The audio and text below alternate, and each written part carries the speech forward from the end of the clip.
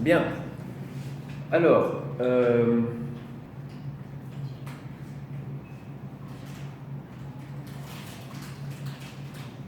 comment s'y prendre? Comment s'y prendre pour confronter comme ça 11 programmes, puisqu'il y a 11 candidats à l'élection présidentielle 2017, à quelques éléments théoriques que nous avons à notre disposition maintenant sur l'ordolibéralisme. Ce que je vous propose, c'est vraiment d'aller au plus simple, c'est-à-dire d'identifier quelques items, quelques indicateurs très clairs qu'on va définir ensemble, et ensuite de dérouler les 11 programmes le plus vite possible en les situant ensuite autour de ces items. Voilà. Alors, on va donc traverser des éléments qui sont discutés aujourd'hui dans la campagne, ça va être assez amusant. On va passer du temps sur le programme de François Asselineau, par exemple, ou de Jean Lassalle, vous allez voir, ça va être formidable. Pour des raisons de... Qu'est-ce qui se passe?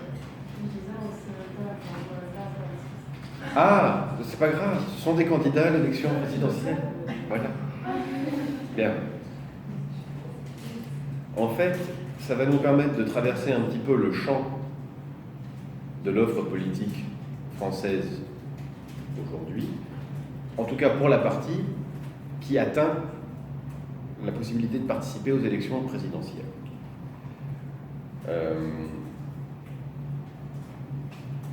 On va commencer par débroussailler quelque chose d'extrêmement important, parce qu'il vient troubler le débat et qui va nous poser des problèmes dans la compréhension des programmes politiques. La différence entre droite et gauche. Je n'ai pas du tout l'ambition de vous dire l'essence de la droite et l'essence de la gauche. En revanche, il y a aujourd'hui un développement d'une façon d'utiliser ces concepts, ces notions, ces adjectifs, qui empêchent de comprendre réellement les positions et surtout qui empêchent de comprendre l'histoire. Alors, récemment interviewé dans une émission pour les enfants et avec les enfants, vous savez, les candidats sont passés sur une émission à la télé comme ça, le candidat Emmanuel Macron, qui avec le mouvement En Marche participe à l'élection présidentielle et dont on regardera le programme tout à l'heure, a répondu à la question des enfants sur ce qu'est la droite, ce qu'est la gauche et comment, et alors il fait des boîtes, et ensuite il met donc ses réformes à droite, à gauche, ou ni de droite ni de gauche, et de droite et de gauche au milieu, quelque chose de formidable, enfin voilà. Donc il assume que certaines de ces mesures sont à droite, que certaines de ces mesures sont à gauche, et d'autres seraient au centre. Et il donne une définition pour les enfants. C'est une définition qui est acceptable, mais qui est notoirement incomplète. Quand elle est présentée de manière incomplète, elle ne permet pas de comprendre réellement la structuration du champ politique aujourd'hui en France. Et si vous voulez, quand on est dans une perspective d'anthropologie politique, c'est-à-dire qu'on étudie les cultures politiques, on est bien obligé quand même d'essayer de se donner les moyens de les comprendre, ces cultures politiques, donc d'aller un peu plus loin. La distinction qu'il fait, il nous dit, voilà, le parti de la gauche, c'est un parti qui insiste probablement plus sur la notion d'égalité, tandis que la droite insiste plus sur la notion de liberté.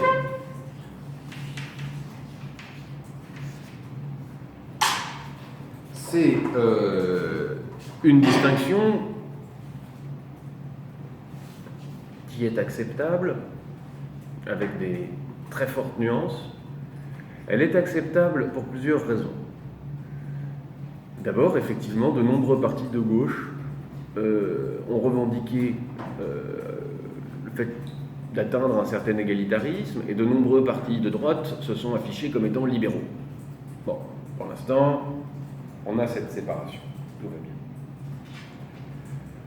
Elle est acceptable aussi parce que, comme l'avait prédit Tocqueville d'ailleurs, un siècle avant que ça n'arrive, cette opposition entre le camp de l'égalité et le camp de la liberté a été en tout cas vécue comme telle par une partie de la classe politique française pendant toute la période de la guerre froide et pendant toute la période de l'opposition entre le bloc soviétique, identifié comme parti de l'égalité, et le bloc capitaliste, identifié comme le bloc des libertés. Là encore, ça n'est pas neutre de dire ça. Les soviétiques n'auraient jamais accepté l'idée qu'ils étaient en train de détruire des libertés. Alors qu'effectivement, il existait dans les sociétés démocratiques libérales cette idée que l'inégalité est productrice de richesse. Ça va, vous suivez ou pas? Oui. Okay. Or donc, qu'est-ce qu'il y a d'autre qui distingue ontologiquement la droite et la gauche? Pardon, pas ontologiquement, qui distingue fondamentalement la droite et la gauche. Mes chers étudiants, dites-moi. Les valeurs.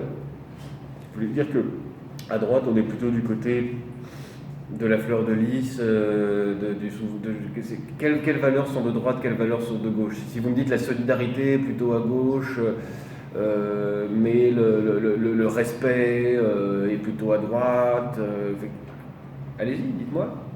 Valeurs de droite, valeurs de gauche. Je ne sais pas trop comment expliquer en restant neutre.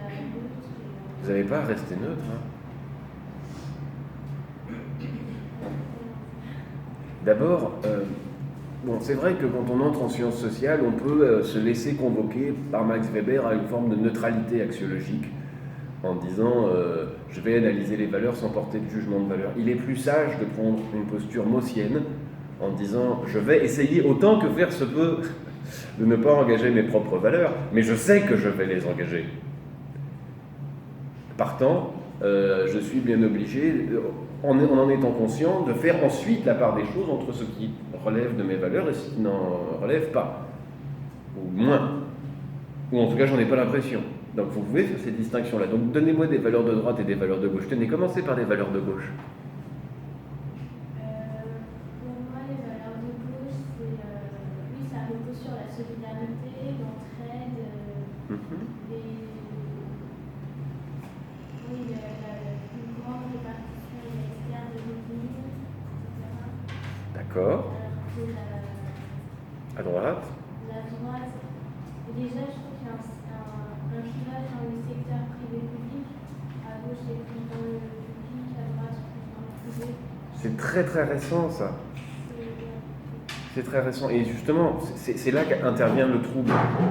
Les gens qui se disent gaullistes, ou qui sont du gaullisme social, ont accompagné, avec le CNR et puis ensuite les différents mouvements gaullistes qui ont existé, des politiques de nationalisation. L'État-providence à la française a été construit sous un gouvernement... c'est un compromis de droite et de gauche, si vous voulez, et de nombreux gaullistes qui sont très attachés pour aller au plus vite. Parce que les communistes étaient dans cette construction-là aussi, donc c'est un moment de compromis. Mais il me semble que ça n'est pas le bon critère. Ce n'est pas le bon critère. Et par ailleurs, vous avez raison, il y a des valeurs revendiquées par des groupes qui se ressentent comme étant plutôt de gauche ou de droite. Bon, mais on essaie de trouver vraiment les clivages fondamentaux. Premier. La droite, elle a été pendant longtemps et encore soutenue par les catholiques, enfin les élites catholiques, et du coup, il y a beaucoup de valeurs catholiques dans C'est vrai. la droite. C'est vrai, et paradoxalement, alors qu'on pourrait associer au catholicisme une forme d'universalisme, on va trouver des discours internationalistes plus souvent à gauche, même si le libéralisme qui s'est promené à gauche et à droite, on verra, et le discours pro-mondialisation, si on veut bien, est aussi à droite. Même si, c'est pareil pour l'Europe, Mitterrand était un grand européiste. Il a fait pression sur l'Allemagne pour qu'on adopte l'euro. En fait, j'ai l'impression qu'en naviguant autour de ces idées-là, on perd une réelle capacité de distinction de gauche et droite. Alors, égalité, liberté, pourquoi pas je l'accepte, et c'est pour ça que je dis que c'est insuffisant. En fait, on va devoir se promener entre... Donc, d'où ça vient cette distinction? Vous connaissez historiquement l'origine de la distinction gauche et droite. Elle est vraiment importante même à se représenter matériellement, tant là, par contre, elle va nous permettre de comprendre le positionnement des politiques par rapport à l'ordolibéralisme. Et on va pouvoir, d'un seul coup, effectivement positionner l'ordolibéralisme à gauche et à droite. Alors que c'est un discours qui, très clairement, s'affiche comme étant ni de gauche ni de droite, mais plutôt en cherchant une raison purement objective. Je vous ai raconté les débuts théoriques, comment Eucken et Grossmander et ceux qui suivent d'ailleurs sont vraiment dans l'idée de produire une science du politique qui soit parfaitement objectivante. On va s'apercevoir, en enrichissant un petit peu, ou même en revenant bêtement à l'origine de la séparation droite-gauche, qui a été ensuite adoptée dans de nombreux pays, on va voir qu'en réalité c'est un positionnement. Et c'est un positionnement de droite, très clairement. Mais pas sur la notion d'égalité et de liberté, c'est pas là que ça se situe ailleurs. Comment, pour la première fois, on a créé une gauche et une droite? Ça se passe quand? Qu'est-ce que vous avez appris à l'école? C'est terrible. Non mais il faut dire que moi, l'année du bicentenaire, j'étais à l'école primaire, on avait fait des fêtes avec des bonnets phrygiens et tout ça. Ça se passe de la Révolution française à l'Assemblée nationale, et c'est alors qu'il y a un vote. Alors souvent on raconte que c'est pour couper la tête du roi, mais non, c'est pas ça. C'est pas ça. C'est à l'occasion d'un vote sur un droit de veto à accorder au roi. On discute de la question de savoir s'il faut accorder ou non un droit de veto au roi. Une partie de l'Assemblée dit, ben non, le pouvoir, le souverain, c'est l'Assemblée nationale, et puis c'est tout, il n'y a pas de droit de veto du roi. Une partie de l'Assemblée dit, mais si, on doit être dans une monarchie parlementaire, mais ce qui reste le principe premier, c'est le roi, et donc il lui faut un droit de veto. Ceux qui sont pour le droit de veto, ceux qui sont pour conserver un pouvoir royal, se mettent à droite. Ceux qui sont contre le pouvoir royal et pour la pleine souveraineté du peuple, se mettent à gauche. Et concrètement, qu'est-ce qui se passe matériellement? Ben, c'est très très simple, ça peut même être très visuel. Le clergé et la noblesse se mettent à droite, et les tiers états se mettent à gauche. J'ai l'impression de parler d'une recette de cuisine.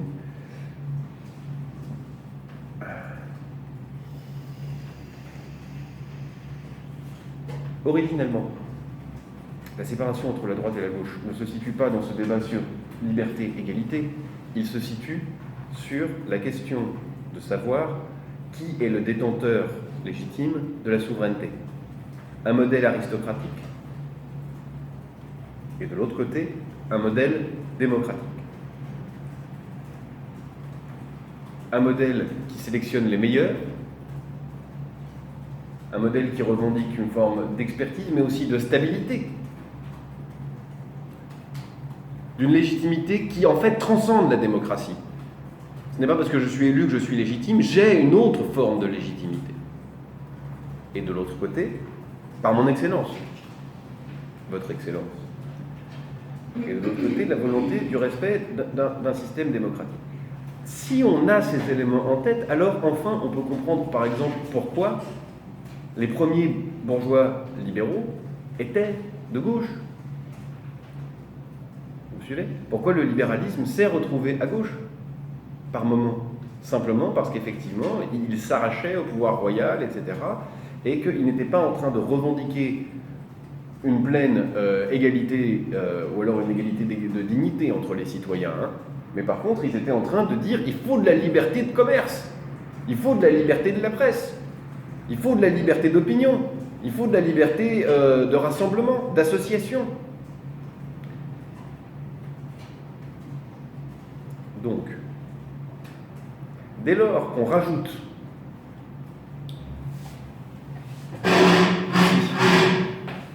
ce que j'appellerais une souveraineté démocratique, et une souveraineté que je décrirais pour être plus large, élective. Ah ben non, justement, ça ne va pas. Exclusive.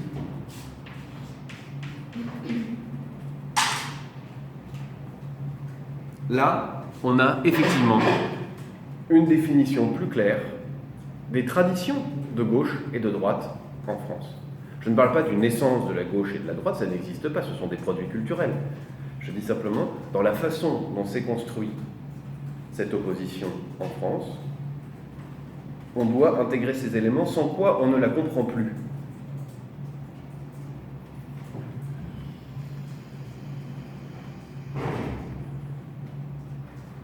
je ne veux pas à toute force maintenir cette opposition et la pertinence de cette opposition entre droite et gauche. Ça n'est pas ça la question. C'est simplement qu'on ne peut pas d'un seul coup balayer 250 ans d'histoire et ne garder qu'une partie de cette définition-là.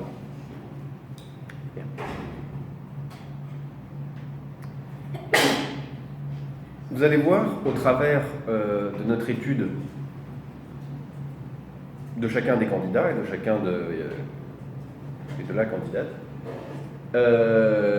et donc de leur programme, comment effectivement l'affrontement le plus net ne se fait pas tant sur les questions égalité et liberté que sur la question de là où vient la souveraineté.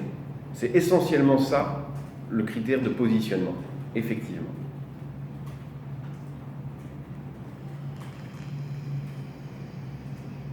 Mais à travers ce point absolument décisif de positionnement par rapport essentiellement à l'Europe en réalité et aux traités, et vous allez voir, c'est un point décisif dans quasiment tous les programmes. À travers cette prise de position par rapport à l'Europe, en réalité, on a une prise de position beaucoup plus traditionnelle par rapport à la source de légitimité du pouvoir, par rapport à la source de légitimité de la souveraineté, par rapport à ce qui est le corps souverain dans le pays. Voilà.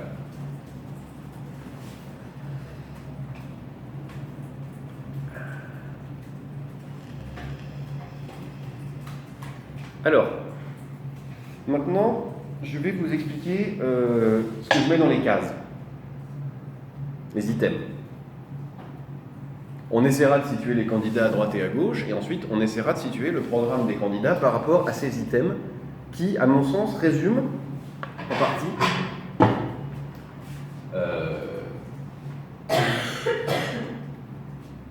les problématiques que pose l'ordolibéralisme.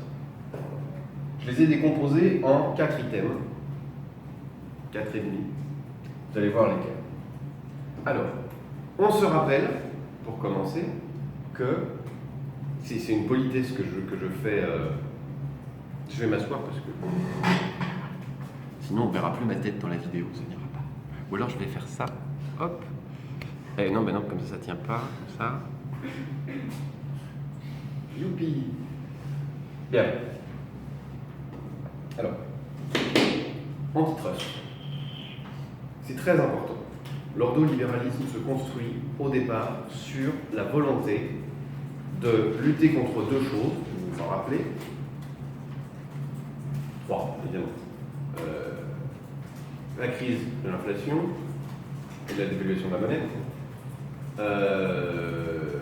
Les pouvoirs totalitaires, interventionnistes, etc. Et les trusts.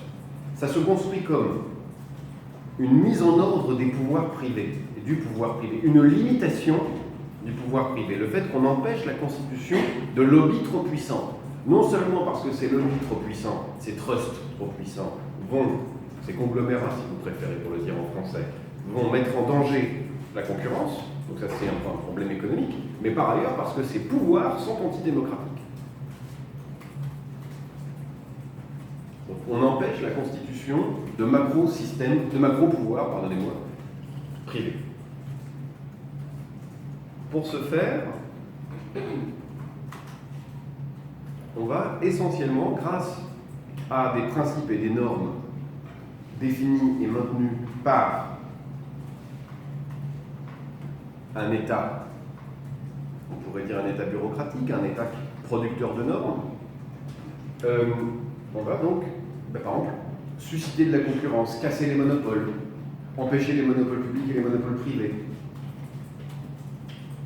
Donc voilà, premier item, est-ce qu'on demande les mesures antitrust?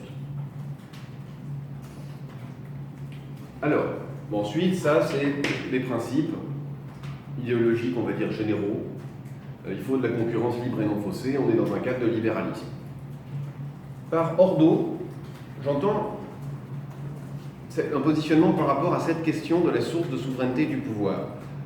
Dans l'ordolibéralisme, il y a une méfiance vis-à-vis de la démocratie, et cette idée que, pour l'essentiel, le pouvoir, l'État, est une structure administrative, qui est là pour appliquer un règlement qui n'est pas soumis au vote.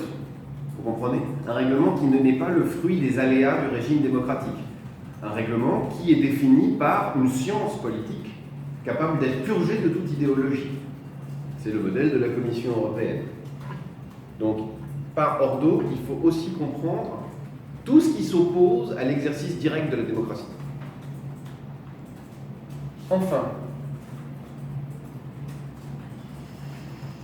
l'Union européenne. Je dis bien l'Union européenne et pas l'Europe. Pourquoi je dis bien l'Union européenne et pas l'Europe? Comme dernier item, la prise de position par rapport à l'Union européenne. Parce que, aujourd'hui, les institutions européennes incarnent le fruit légitime de l'ordolibéralisme, c'est-à-dire cette institution non élue chargée de produire des normes et de les faire appliquer. Donc, elle incarne une source technocratique de la légitimité du pouvoir.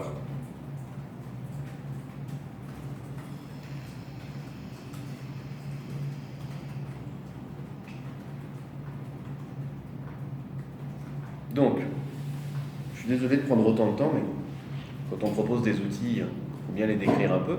Le jeu du cours aujourd'hui, ce sera de prendre chacun des programmes et de regarder comment ils se positionnent par rapport à cette définition de l'opposition droite-gauche qu'on se propose, comment ils se positionnent par rapport à l'ordolibéralisme et à cette source légitime, cette source première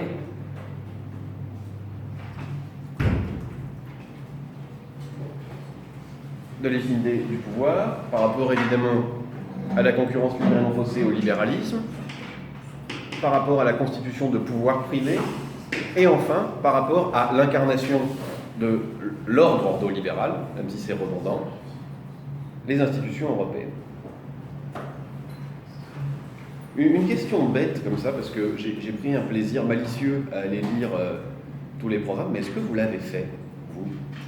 Le dernier alternative économique, c'est l'écritage des programmes. Non, mais c'est deux choses différentes.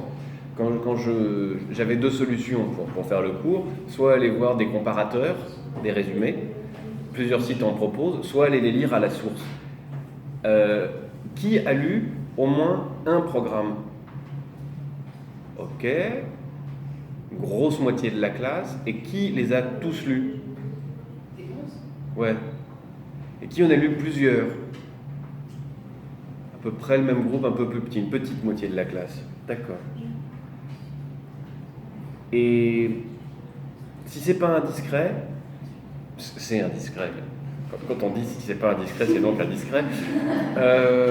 Dans quel cadre l'avez-vous fait? Est-ce que c'est dans un cadre familial, politique, universitaire? Est-ce que c'est un enseignant? Est-ce que c'est... Voilà, dans quel cadre ça s'est fait?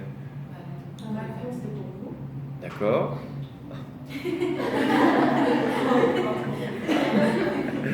Heureusement que c'est pas vous qui avez répondu, parce que ça aurait été le FN, c'est pour moi. Ça m'aurait gêné un peu plus aux entournures. Non, mais on s'intéresse aussi par rapport à notre famille aussi, parce que la famille s'y intéresse beaucoup, parce que ça arrive bientôt, et du coup, on regarde avec eux aussi. Enfin, je pense que Je vais faire une extrapolation absolument injustifiée, mais mon sentiment par rapport à votre réaction, c'est de dire tiens, c'est marrant, personne n'a dit c'est au parti ou c'est au syndicat. Et donc, on voit que c'est délirant ce que je dis, parce qu'il y a 3 personnes, 5, 8 qui répondent.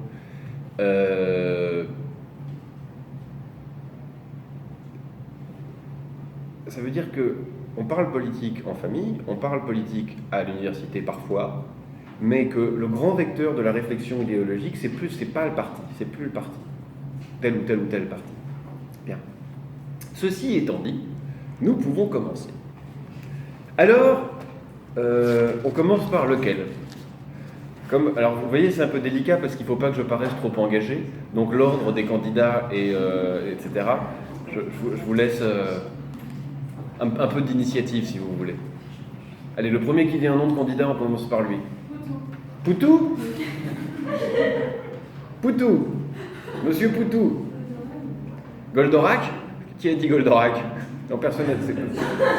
Non, ça aurait été bien que Goldorak soit candidat, mais il n'est pas candidat. Il est en guerre contre les méchants. Bien, alors Philippe Poutou, qui est candidat du nouveau parti anticapitaliste, n'est-ce pas? Alors, on va commencer, on va suivre la règle. Droite ou gauche? Effectivement, il remplit les deux critères de manière pleine et entière. Il est pour un principe d'égalité et effectivement pour une légitimité purement démocratique de la souveraineté.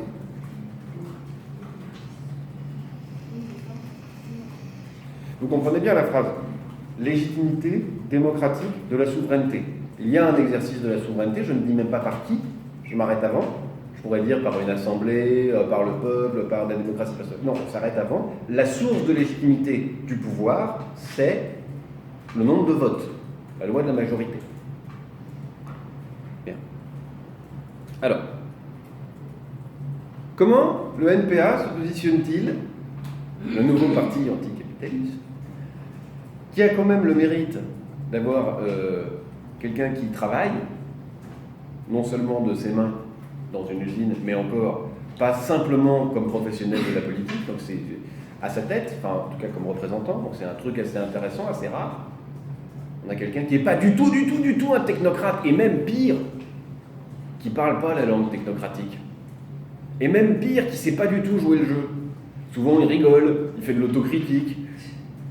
C'est une candidature, effectivement, qu'on va pouvoir situer assez facilement par rapport à l'ordolibéralisme, vous allez voir, à une nuance près, mais importante. Alors, première remarque, et ça je me permets de vous le faire parce que vous, visiblement, enfin peut-être, quelqu'un a lu son programme parmi vous? Non? Bon. Alors je peux y aller. Il n'y a pas dans son programme de mention explicite du mot ordolibéral.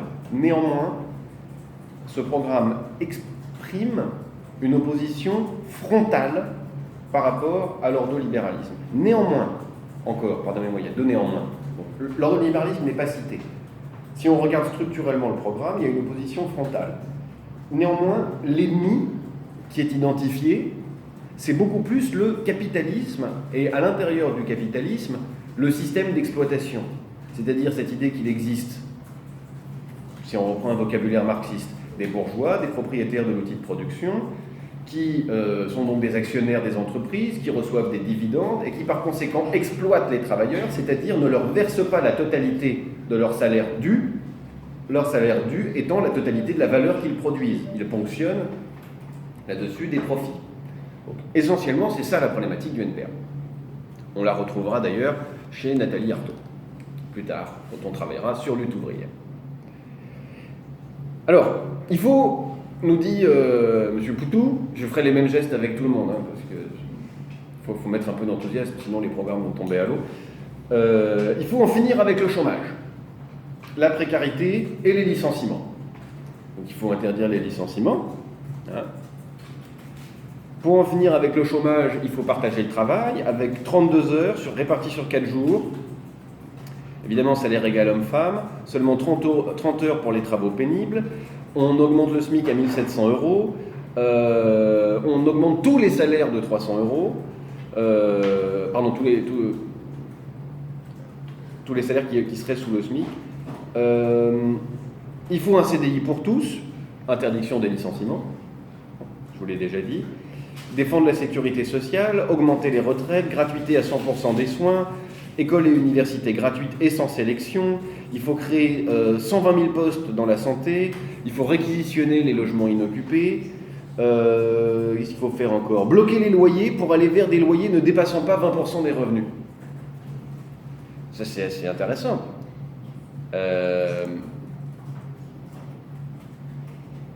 C'est marrant d'ailleurs de proposer les deux, parce qu'on pourrait dire, j'augmente les salaires, je considère que dans le fond, les loyers sont à leur prix, c'est simplement qu'on ne gagne pas assez d'argent, et ça serait un modèle qui serait intéressant parce que ça consisterait à dire, en augmentant les salaires, on augmente le pouvoir d'achat des gens, par conséquent, on pourrait par exemple augmenter le coût de l'alimentation.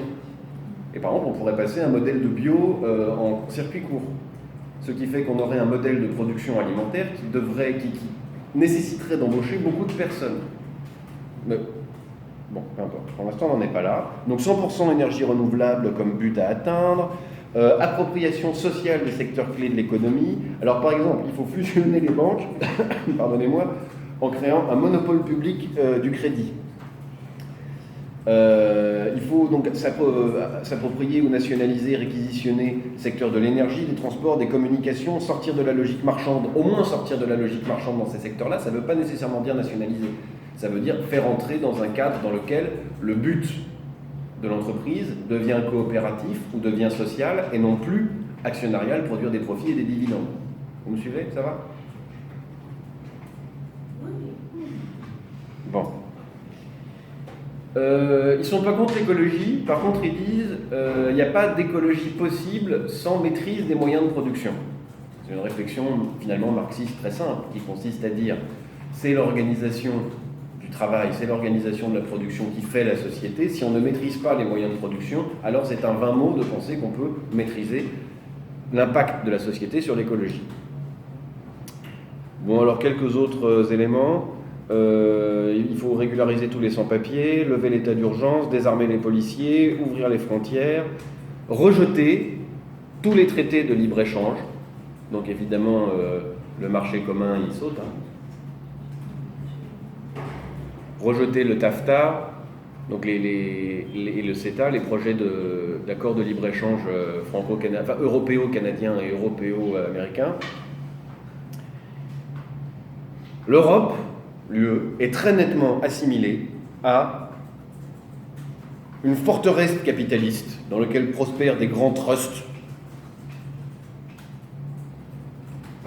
Dans une tradition internationaliste, le NPA n'est pas opposé à l'idée d'une Europe, mais une Europe des peuples, c'est-à-dire, pour l'instant encore, une Europe des nations, même si on peut imaginer que ces nations-là, si elles sont réduites au peuple, puissent inclure de nouveaux venus, comme par exemple l'Écosse, comme par exemple la Catalogne, comme par exemple, je sais pas, le Pays Basque, la Bretagne. On parle vraiment d'une Europe des peuples. La source de légitimité du pouvoir, c'est le peuple rassemblé. Bon. Alors. Et glup. On y va. Union européenne. Ah non, alors. Ordo-libéralisme, évidemment. Pas du tout. Concurrence libre et non faussée. Bah non, mais c'est ça. Par contre, là, eh oui, ils partagent tout à fait avec les penseurs de l'ordolibéralisme et même avec les tenants actuels cette idée qu'il faut lutter contre la constitution de pouvoir du droit privé. D'accord? Donc ici, il y a un point de touche. Donc si on doit situer le programme du NPA, il est là.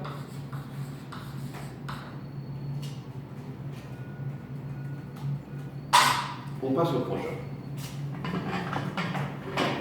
À vous, on choisit qui? Mélenchon. Jean-Luc. Très bien. Nous passons donc au programme de la France insoumise, mouvement créé pour accompagner la candidature à l'élection présidentielle de Jean-Luc Mélenchon, soutenu par le parti de gauche, soutenu par les militants communistes et d'autres partis qui participaient au Front de gauche, sont soutenus aussi par d'autres mouvements. Par exemple, un grand nombre des économistes atterrés soutiennent la candidature. On fait un petit peu un dessin comme ça. Alors, avec lui, avec Jean-Luc Mélenchon, c'est pas très très dur de le situer. Alors, il est à gauche ou à droite? Il est à gauche, ouais. Il est très très à gauche. Il est à gauche, pourquoi? Tout naturellement pour deux raisons. Il est effectivement sur cette notion d'égalité et sur cette notion de souveraineté populaire, de peuple, comme source de légitimité de la souveraineté.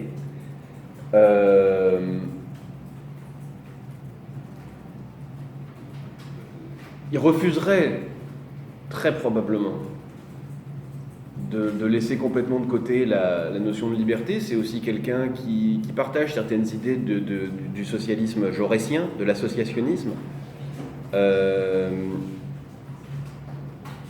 C'est quelqu'un qui pense aussi probablement que la première des libertés, c'est celle d'exercer son métier de citoyen et qui va proposer un modèle pour que cet exercice de la citoyenneté soit le plus disponible et le plus récurrent possible dans la vie des Français. Mais alors il y a un truc qui facilite énormément la suite, c'est que Jean-Luc Mélenchon dit effectivement, explicitement, qu'il est contre l'ordolibéralisme, qu'il identifie comme une doctrine allemande, ce qui historiquement est vrai,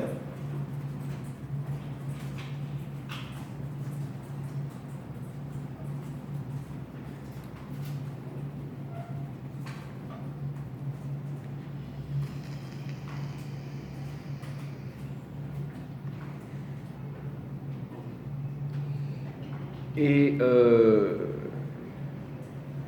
qu'il identifie essentiellement comme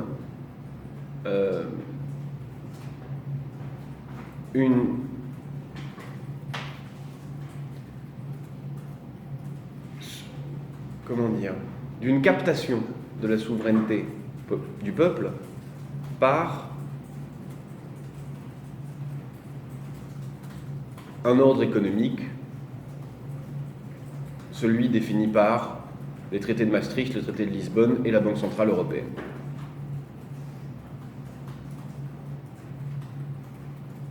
Alors, je vais vous lire quelques points du programme de Jean-Luc Mélenchon. Vous allez voir, c'est pas très difficile de comprendre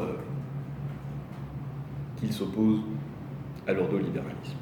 Peut-être le point le plus net, parce qu'il s'y attaque immédiatement, c'est cette limite de 1,5% d'inflation.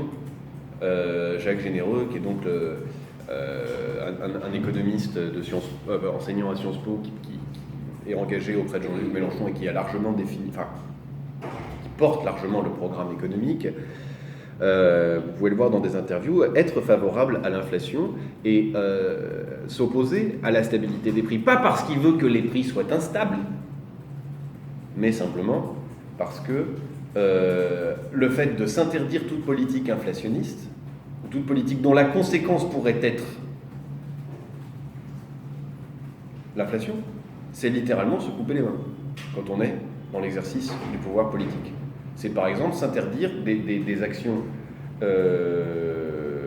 dirigistes, dynamiques, de réduction du chômage.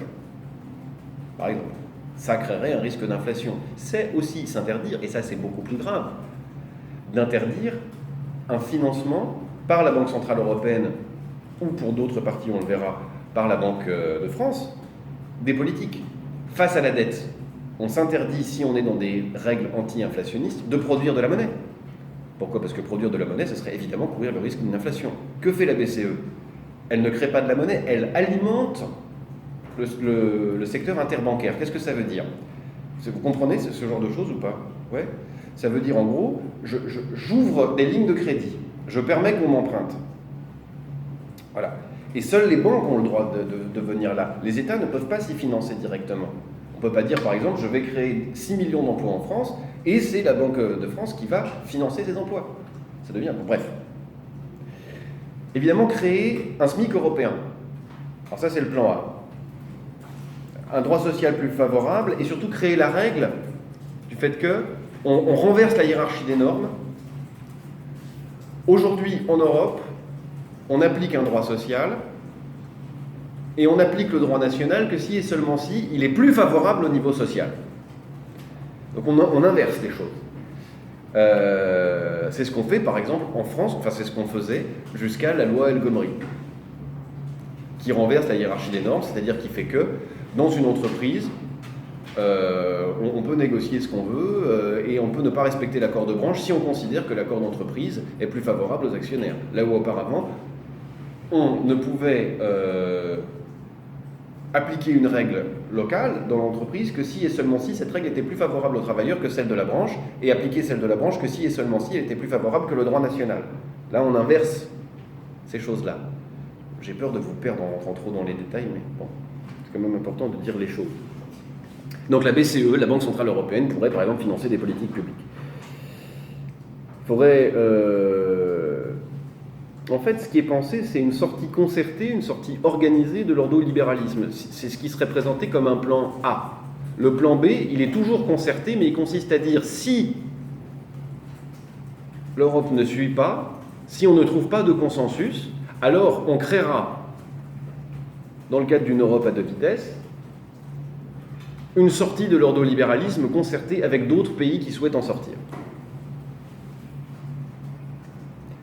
Alors, dans le programme de Jean-Luc Mélenchon, vous avez vu que l'idée est par ailleurs de sortir de la Ve République pour aller vers une Sixième République, un régime qui soit encore beaucoup plus démocratique, avec notamment cette idée que je revendique l'accès au pouvoir pour vous le rendre immédiatement via une assemblée constituante. Bien. Alors, on retrouve aussi dans le programme de Jean-Luc Mélenchon et de la France Insoumise une critique de l'actionnariat, une critique de la perte de souveraineté sur le budget dans le cadre des traités, une critique du monopole des politiques de l'offre, si on veut bien, et le fait qu'on ne fasse pas de politique de la demande, le fait que la communauté européenne soit devenue une communauté de dumping et pas du tout quelque chose dans lequel on fasse des actions solidaires. L'idée d'un SMIC européen, typiquement, c'est ça. C'est l'idée de créer une protection sociale européenne, que le cadre soit solidarisant, et non pas qu'on attende de la mise en concurrence le fait de créer communauté. Donc refaire communauté par la solidarité, ne plus faire la communauté par la concurrence. Le fait d'être solidaire face à la dette, par exemple. On a donc quelque chose comme une position de protectionnisme internationaliste.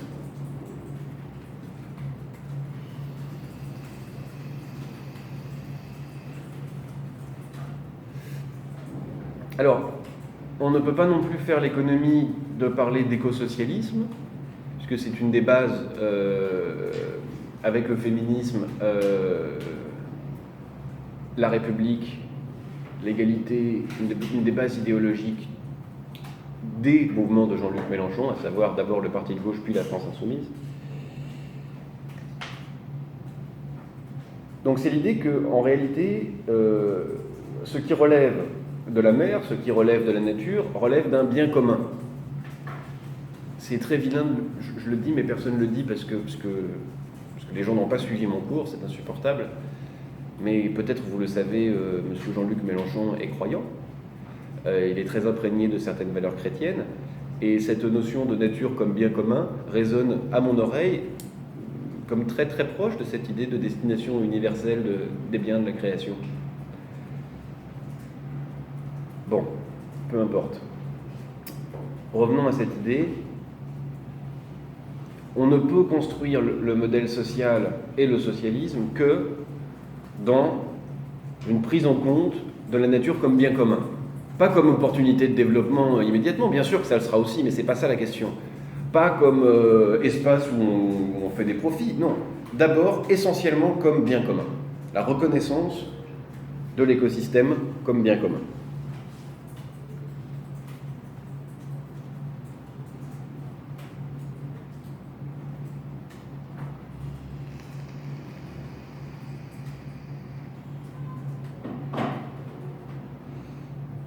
Enfin, pour nourrir le dernier item ici sur la concurrence, la concurrence sociale et fiscale à l'œuvre dans l'échelle européenne et à l'intérieur des systèmes nationaux est, pour Jean-Luc Mélenchon, la source d'un appauvrissement général des peuples et d'une baisse générale des droits. Voilà. Bien. Une fois ceci dit, jouons un peu à notre jeu.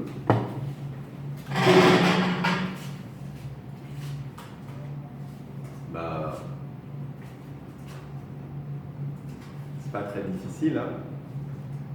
La prise de position vis-à-vis de l'ordolibéralisme est quasiment très exactement la même. Je retirerai 2 mois sur l'Union européenne parce qu'il ne s'agit pas du tout d'en sortir. C'est pas ça la question. Il est question de tenter de renégocier les traités et de les amender, et dans un second temps d'en construire d'autres avec des pays alliés, et de réussir à construire une vraie Europe démocratique à travers ça. Pour la lutte contre les trusts, oui, ça effectivement, même si le vocabulaire communiste, marxiste, trotskiste, etc. N'est pas le même et a évolué. Alors ici, on pourrait même rajouter des moins par rapport à l'élitisme du système ordolibéral. Voilà. Donc, on pourrait mettre ici le programme de la France insoumise, même si il faudrait mettre un petit point ici aussi. C'est-à-dire que demeure attaché à l'ordre. Bien. C'est à vous. Je suis désolé d'aller aussi vite, mais on en a 11 à faire. Et on voudrait quand même pas rater un candidat. Artaud, mais vous prenez que de la gauche, et après à la fin, ce sera que de la droite. C'est terrible. Pas parce que c'est terrible de finir avec la droite, je veux dire simplement que ça sera lassant, l'un puis l'autre. Bon. Je vous ai donné la possibilité. Où est-ce que je l'ai mise, celle-là? En plus, honnêtement, j'ai beaucoup ri en lisant son programme. J'ai beaucoup ri, non pas que les propositions ne soient pas sérieuses ou pas pertinentes, c'est pas ça la question. J'ai beaucoup ri parce qu'elles sont colorées d'un vocabulaire qui a probablement marqué les premières années de militantisme de mes grands-parents. Oui, juste, excusez-moi, je m'étais promis de le faire et j'ai omis de le faire, c'est très très vilain. Pour refaire ce que je vous proposais tout à l'heure, j'ai moi-même été militant et formateur pendant 2 années au parti de Jean-Luc Mélenchon à l'époque qui s'appelait le Parti de gauche. Donc j'ai essayé d'être le plus objectif possible. Néanmoins, je tiens à vous signaler pour que vous puissiez faire la part des choses. Alors je suis plus depuis 2 ans, quelque chose comme ça. Et aujourd'hui, je n'appartiens à aucun parti. Voilà. Néanmoins, il y a des éléments de programme sur lesquels j'ai travaillé directement. Par honnêteté intellectuelle, je tenais à vous le signaler. Pardon? Que se passe-t-il? Vous vous en doutiez, c'est ça? Ça m'étonnerait. Bien. Alors, dans le programme de Nathalie Arthaud, on va commencer par là, le mot ordolibéralisme n'apparaît pas.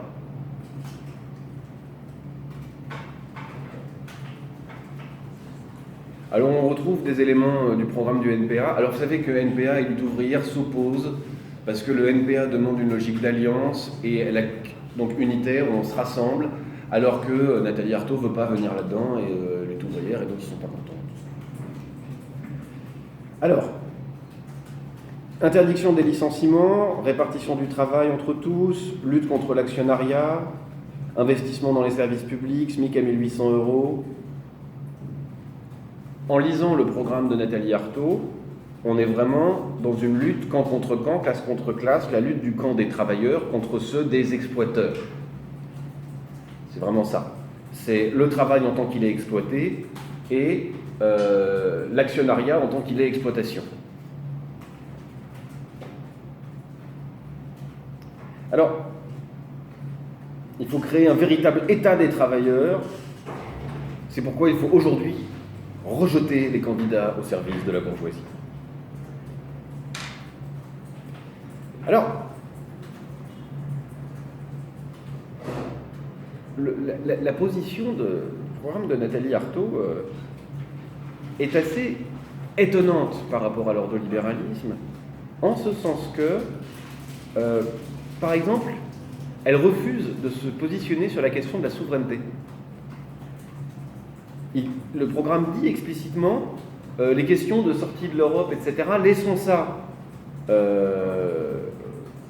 à ceux qui s'auto-appellent, qui se nomment eux-mêmes, pardonnez-moi, souverainistes.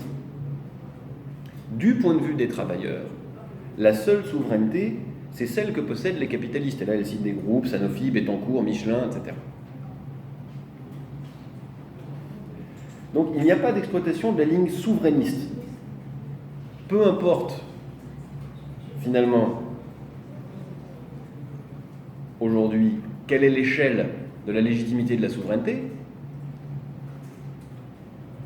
le vrai pouvoir est dans les mains des capitalistes auxquels elle attribue à peu près tout ce qui va mal dans la société. Je dis ça parce que certains éléments du programme sont un peu caricaturaux. le terrorisme, par exemple, est conçu comme un produit de l'ordre capitaliste mondial. Bon, c'est pas délirant de dire ça. C'est pas délirant en quel sens? En ce sens que, dans la façon dont elle le comprend, tout l'état de toutes les sociétés du monde est le fruit d'un certain état économique des choses. Bon. S'il y a de la misère en Éthiopie, s'il y a des régimes, dans le cadre d'une lecture marxiste, hein, bien sûr, théocratiques en Arabie Saoudite, c'est à cause de l'état des rapports de production à l'échelle nationale et à l'échelle mondiale. Donc, les conséquences, finalement, de toutes ces choses-là ont comme cause première l'ordre économique. Ça n'est pas délirant de dire ça. Maintenant, dire, voilà, dans le fond, dans une analyse marxiste puriste, quoi, j'interprète tous les phénomènes de la superstructure, tout ce qu'il y a au-dessus, comme de la mousse. Les causes profondes, c'est le rapport de production. Bon, c'est une simplification qui me paraît non seulement difficilement audible, mais encore, pour un anthropologue, difficile à mettre en rapport avec la réalité sociale des gens qui, par exemple, commettent des actes terroristes ou financent le terrorisme ou luttent contre le terrorisme, etc. etc. Bien. Je n'ai pas trouvé, mais peut-être ai-je mal cherché, alors qu'il y a une dénonciation explicite du capitalisme et explicite des grands groupes, de certains grands groupes, de demande de mesures antitrust. Néanmoins, on peut les inférer du pouvoir qui sera accordé à l'État, aux services publics, à la centralisation des banques,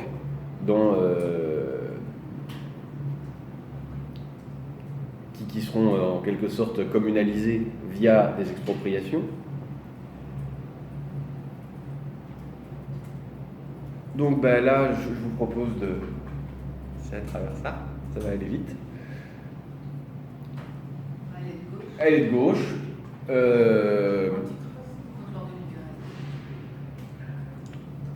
Ouais. Alors, ici, il y a une ambiguïté. C'est plutôt moins. Mais il y a une ambiguïté. Elle ne propose pas de sortie de l'euro, etc. Donc c'est ambigu. Donc sur l'Union européenne. Sur l'antitrust, là aussi, c'est un peu ambigu. Même si, effectivement, on peut quand même inférer fermement une opposition aux produits du capitalisme. Bon, alors là, c'est très très ferme. Concurrence libre et non faussée, c'est n'importe quoi. Et sur l'ordo, j'ai un petit souci, mais probablement parce que s'il y avait quelqu'un de lutte ouvrière, il pourrait m'expliquer ici, mais c'est pas dans le programme. Quelle est alors la légitimité, elle serait purement démocratique, la légitimité du pouvoir. En revanche, comment elle s'exercerait? Est-ce qu'il s'agit d'un modèle dans lequel on fait de la démocratie directe? Est-ce qu'il s'agit d'un modèle dans lequel il y a un comintern? Enfin, comment ça se passe, quoi? Comment ça se passe? Comment ça se passe par rapport à la source de la légitimité? Dans un État, c'est très provocateur, des gens de lutte ouvrière me casseraient la gueule tout de suite et me donneraient la bonne réponse, mais je ne l'ai pas. Dans un État soviétique, par exemple, la source de la légitimité du pouvoir, elle est dite démocratique, mais c'est pas le vote. Hein. C'est la connaissance de la dialectique matérialiste. Donc c'est tout autre chose. Donc, pour moi, il y a comme un flou de ce côté-là. Oui. Peut-être qu'elle entretient justement ce flou autour des pratiques effectives de la manière de se mettre en place la souveraineté, parce qu'ils n'ont pas forcément vocation de gouverner. Vous avez raison, je l'aurais dit autrement.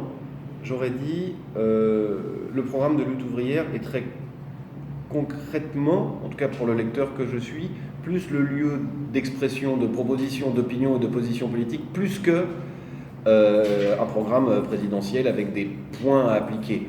Et notamment parce qu'en fait, elle est un peu dans la position de Mélenchon. Il y a un tel changement institutionnel à venir si elle devait être au pouvoir, que proposer des choses dans le cadre institutionnel actuel est en quelque sorte décalé. Bien.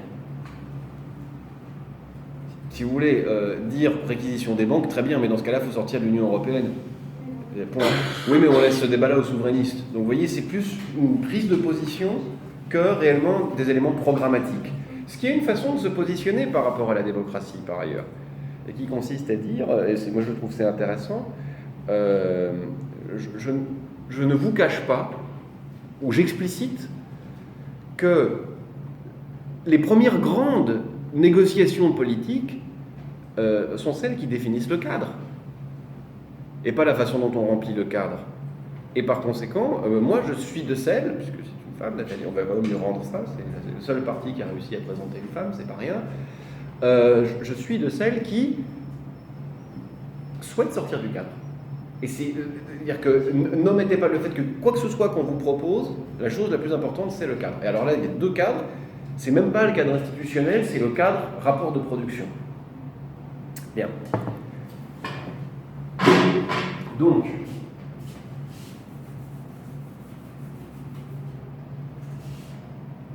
j'aurais tendance... Zut, il n'y a pas un chiffre final.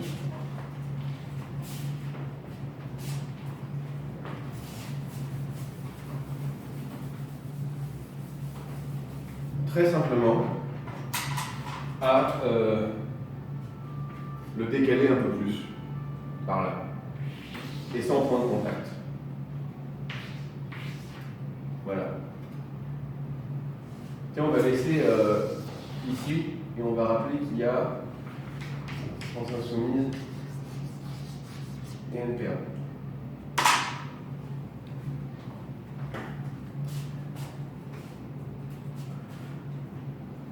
Ah, ça va pas. Oh, oui, bien.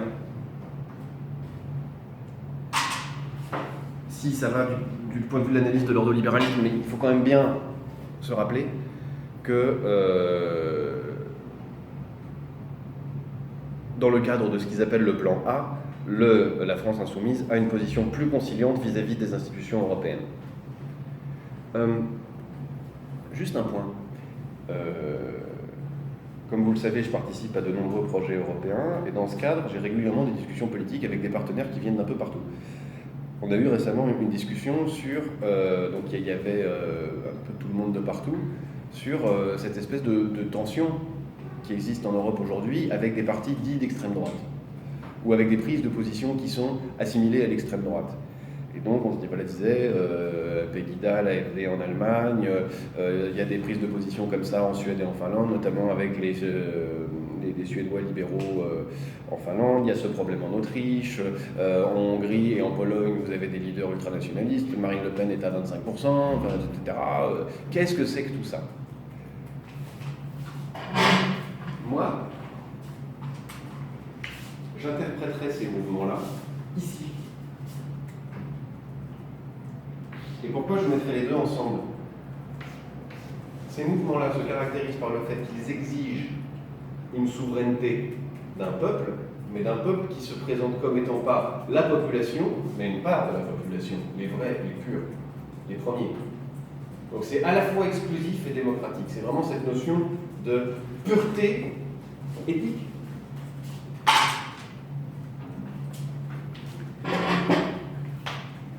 Qui forme le principe, même si évidemment ça n'est que très rarement explicité en ces termes.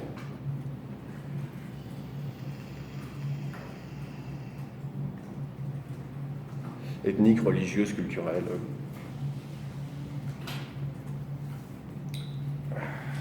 Bien. Prochain, suivant. Macron. Où qu'il est mon Macron? Parce que vous avez dit que grâce à vous j'avais étudié le programme de Macron. Qu'il allait des choses pareilles dans la vie. Alors Macron, où qu'il est? Oui, bon. Ça va. Alors là, ça va vraiment pas être trop difficile. Sauf pour là-bas. Enfin. Pardon? J'ai dit qu'on savait pas trop si c'était droit.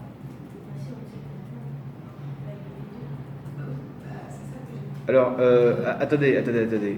Il faut dire ce que vous dites, parce que c'est son discours. Il ne dit pas je suis de droite. Non, il dit je suis et de droite et de gauche, et je fais autre chose qui serait une voie plus raisonnable, etc.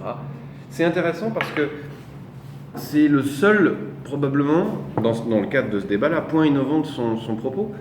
Sans ça, il est exactement dans un propos giscardien. Il a lui-même travaillé pour la revue Esprit, etc. Il est dans le même groupe que ceux qui ont formé la doctrine Giscard, si on veut bien, et ce positionnement-là confère la production de l'idéologie dominante de Bourdieu, pour ceux que ça intéresse, Bourdieu et Boltanski, pardon. Donc c'est effectivement un petit peu innovant de dire je suis et de droite et de gauche et de quelque chose de mieux qui serait le bon sens, ce qu'il faut faire, l'énergie, le dynamisme, l'adaptation à la société, le fait de sortir de cette France ankylosée, qu'il faut bouger, voilà, en respectant les gens. Bien. Alors, le problème, c'est que si on garde ces distinctions et qu'on considère la source de la souveraineté, on a, avec Macron, un petit problème. D'abord, il n'a jamais été élu. C'est pas grave. Enfin, sa source, la légitimité de son pouvoir ou de sa compétence ne viennent pas de l'élection, ne viennent pas de ses opinions, mais de sa compétence. Compétence de Sciences Po Arts, d'ENARC, je dis Sciences Po Arts parce que j'ai le droit. D'ENARC, l'inspecteur des finances, de membre de la commission Attali par la suite, de conseiller à l'Élysée, et ensuite de ministre, et pas n'importe quel ministre. Par ailleurs, il nous parle beaucoup de démocratie participative. Et il a même fait un modèle du genre. En Marche a fondé son programme. Baissez votre main, je vous ai vu, je vous donnerai la parole. Vous allez finir par avoir mal, enfin, vous voyez ça. Puis il ne faut pas trop se mettre à lever les mains comme ça, parce qu'après, il va y avoir des signes politiques et tout ça, ça n'ira pas. Alors, ça a commencé par une vaste consultation populaire, n'est-ce pas, réalisée par les marcheurs. Vous vous souvenez de ça? Donc, les marcheurs étaient des militants ou des compagnons de route du mouvement En Marche qui allaient de palier en palier, de porte en porte, demander l'humeur des gens. Voilà. Et ça, c'est une définition assez particulière de la politique, non? Je trouve que ça définit assez bien ce que c'est que la démocratie participative. C'est-à-dire, on a un corps d'experts, et puis de temps en temps, on vous envoie des représentants qui viennent recueillir vos doléances, et puis on en fera ce qu'on pourra en faire. Vous vouliez dire?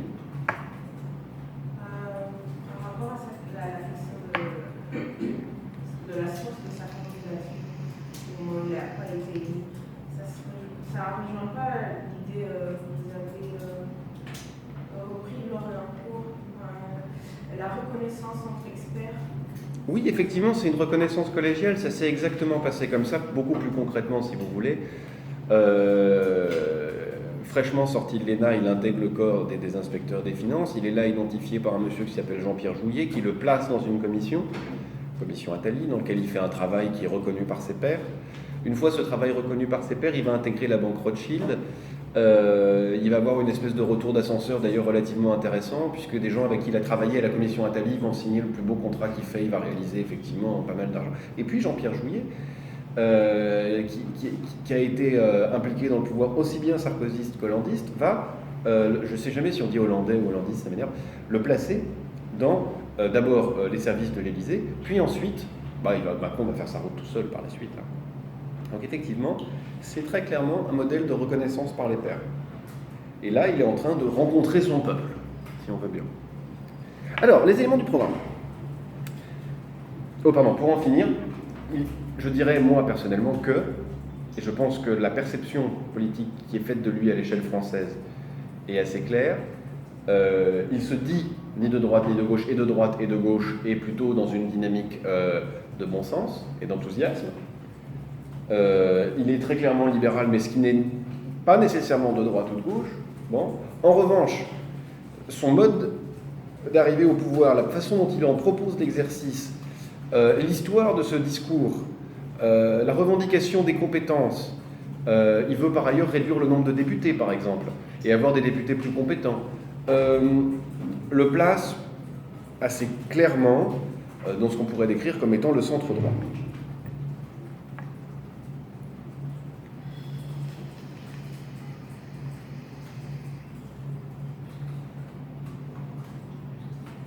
En réalité, c'est un peu bête de dire ça. Mais il se trouve que il existe une tradition française, pas que française, mais en France elle existe, celle du centre. Et le centre, qu'est-ce que c'est? En fait, c'est l'idée de refuser la conflictualité du pouvoir en disant, mais dans le fond, ça n'est pas dans des prises de position qu'on trouve le bien, le bien commun, c'est dans la raison, dans la rationalité. On peut échapper au dilemme, on peut échapper au conflit. On peut trouver des solutions que tout le monde va comprendre. Seulement, ça crée quelque chose qui là d'un seul coup retombe dans droite et gauche. C'est que ça constitue le corps exclusif de ceux qui sont capables de penser la politique en toute raison. Le peuple n'étant pas capable de comprendre tout de suite, on déploiera de la pédagogie pour bien lui expliquer. Bien. Alors le programme. Il faut vraiment que j'accélère, hein, c'est terrible. Il est déjà 11h20. On n'en a fait que 3, 4. C'est le 5e, ça? Oui, c'est le 4e. Bon, ben, rapidement. Baisser les coûts du travail, exonération des cotisations sociales sur les heures supplémentaires, un modèle de flexi-sécurité basé sur l'incitation et la formation, inversion accélérée de la hiérarchie des normes, un programme qui est pro-entrepreneur, pro-offre, augmenter les policiers, augmenter les places dans les prisons, pas d'autres postes ailleurs, ça c'est marrant, ça, on oublie complètement le truc de Macron, mais quand on défait les solidarités, il faut augmenter le nombre de policiers et de places dans les prisons, ça c'est tout à fait nécessaire. Il est contre les arrangements fiscaux État multinational. Il veut créer, sur le plan social, c'est assez rigolo, pour les associations qui s'occupent de social, un accélérateur des associations, réduire d'un tiers le nombre de députés, interdire le cumul, accélérer le travail parlementaire. Écoutez bien ça, accélérer le travail parlementaire en faisant de la procédure d'urgence la règle. Donc en d'autres termes, on est tout le temps en train de produire. En fait, on échappe au débat, quoi. On produit. Avec des éléments qui sont assimilables à la démocratie participative à l'échelle locale. Alors,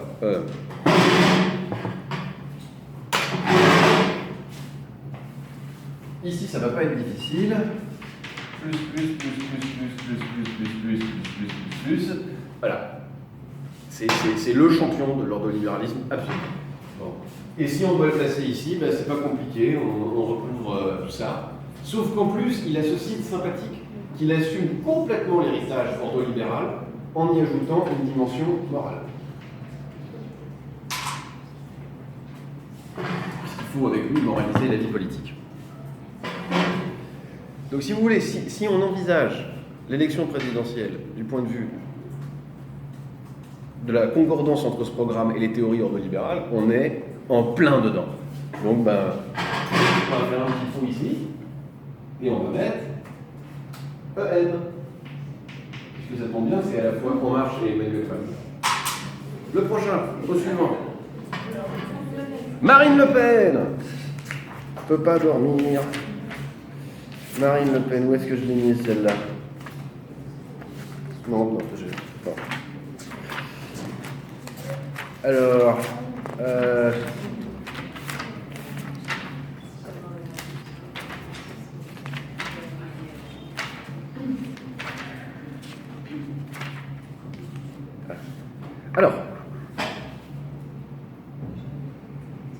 là encore, gauche et droite, c'est encore plus difficile que pour Macron. Et elle se dit aussi, ni de gauche ni de droite, je vous ferai dire, patriote. Et ce qui est difficile, pourquoi c'est vraiment difficile? Parce que le parti lui-même est divisé entre une partie plutôt libérale, côté Marion Maréchal Le Pen, une partie plutôt gaulliste sociale, côté... merci, Florian Philippot. Ils souhaitent, à travers leur programme, retrouver une souveraineté monétaire, législative, territoriale, économique, rétablir les frontières nationales, sortir de Schengen, engager un plan de réindustrialisation. Donc là, vous voyez, plutôt dans le côté du commun, du social. Arrêter, interdire les travailleurs détachés. Donc, protectionnisme, alors il appelle ça du protectionnisme intelligent. Revenir à la monnaie nationale, évidemment. Financement via la Banque de France. Donc là aussi, on sort en partie du traité. Mais en même temps, renforcer la PAC, c'est-à-dire politique de solidarité vis-à-vis de l'Europe. Refuser le TAFTA et le CETA, donc refuser ces éléments de traité de libre-échange, lutter contre le dumping social. Vous voyez, on est vraiment loin du libéralisme, c'est assez intéressant. Vous voyez, il y a des éléments où elle recule, elle avance et elle recule. Par exemple, sur la retraite à 60 ans, elle dit qu'elle aimerait pouvoir diminuer le temps de travail, mais en fait, bon, c'est pas, enfin, probablement ça ne sera pas possible. Priver d'accès au marché les multinationales qui pratiquent l'évitement fiscal. Le mot est joli, hein, évitement fiscal, pas évasion. Hein. Donc elle se définit parfois comme libéral patriote, parfois comme gaulliste patriote. C'est pas ces termes, mais je veux dire on peut inférer ces catégories de son programme. Et dénoncer les accords de libre-échange avec les pays du Golfe de manière étonnante, même si dans le dernier sprint, elle va beaucoup insister dans ses discours sur l'immigration. La part consacrée à l'immigration dans le programme n'est pas, à proprement parler, majoritaire. En tout cas, elle nous intéresse assez peu dans l'analyse de la question ordolibérale.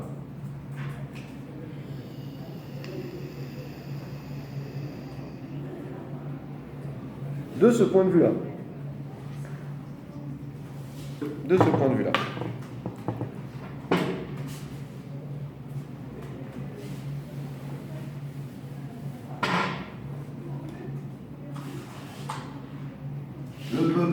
peuple. Moins. Hein concurrence, moins. C'est pas qu'elle est contre les traités de libre-échange, elle veut faire des grandes politiques de solidarité, créer des situations en quelque sorte où l'État intervient à un tel point qu'il y a une distorsion de la concurrence. Antitrust, effectivement, il y a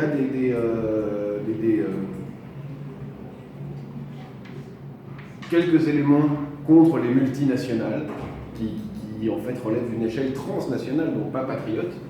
Et enfin, l'Union européenne, alors là, voilà. Donc, oui. Est-ce que vous pouvez juste expliquer pourquoi elle est contre l'ordolibéralisme? Parce que la source de souveraineté, la source de légitimité de la souveraineté, c'est, et ça doit être absolument le peuple. Seulement, c'est pas le peuple via une démocratie engageant chacun des citoyens, il y a une délégation de pouvoir vers le grand chef, si vous voulez, autour de l'idée d'une unité, d'une pureté du peuple, où on est chez nous, c'est leur slogan, on est chez nous et pas les autres, évidemment. Donc il y a cette espèce de fusion autour du grand peuple. Je ne dis pas que c'est un modèle purement démocratique, c'est aussi, on en a parlé, un modèle un peu féodal, mais il ne supporte pas la captation de pouvoir par une instance régulatrice telle Commission européenne. Or, le principe ordolibéral, c'est vraiment ça.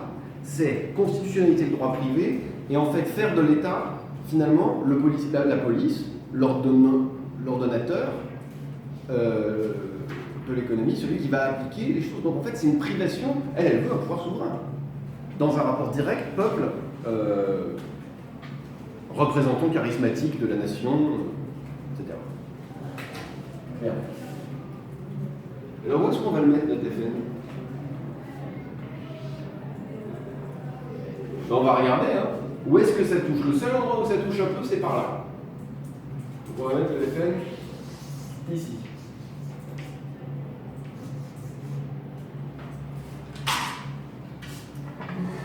Bien. Prochain. Justement, j'arrive jamais à comprendre par rapport aux traces où elle se positionne. Parce que. Compliqué, elle ne peut pas le faire. Mais justement, parce que dans ces discours, c'est très récurrent d'entendre parler du soutien de l'industrie française, de tout ce qui est français. Donc, elle soutient l'excellence française. Donc, d'un côté, elle soutient tout ce qui est trust, par exemple L'Oréal, par exemple. Et en même temps, la dernière fois, par exemple, quand tu parlais de la question de l'agriculture, ils ont pas mal attaqué la capitalisme, par exemple. Parce qu'elle a beaucoup de soutien chez les agriculteurs. Pardon? Parce qu'elle a beaucoup de soutien chez les agriculteurs. Oui, bien sûr. Enfin, c'était un championnat. C'est un champ dans lequel ils ont une ambiguïté parce que fondamentalement, il y a deux orientations idéologiques dans le parti. Je commençais par là. Donc c'est pas évident pour eux de se positionner. C'est pour ça que j'ai mis plus moins. On peut accepter la constitution de monopole, on peut accepter la constitution de pôle d'excellence français, s'ils sont français, au nom de la motivation patriotique des décisions. Simultanément, les multinationales sont un élément gênant parce que finalement, ils n'ont plus d'attache nationale. Et par ailleurs, il y a une tradition libérale et petits commerçants, etc., et poujadistes au Front National. Et donc, on est gêné par rapport à ça. Voilà. Au suivant, lequel? Qui? Comment? Pourquoi? Fillon!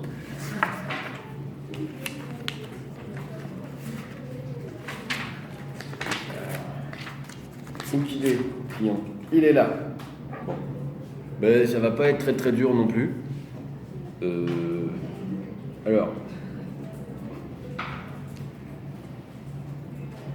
ben, Fillon se revendique de droite et puis il est à droite.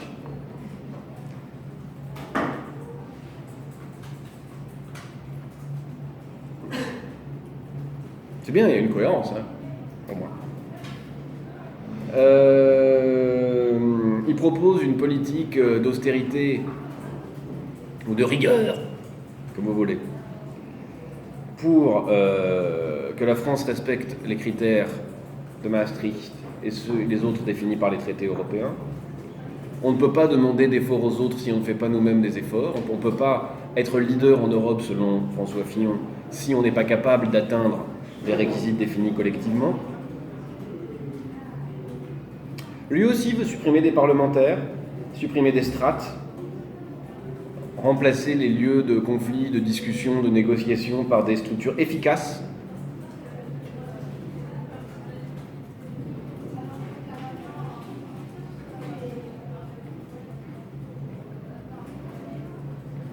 Donc voilà, il est très clairement pro-euro, pro-Europe et pro-Allemagne, il le dit régulièrement, il se sert du modèle allemand pour penser ces éléments, même s'il n'utilise pas tellement le terme ordolibéralisme non plus, enfin il n'est pas présent dans le programme.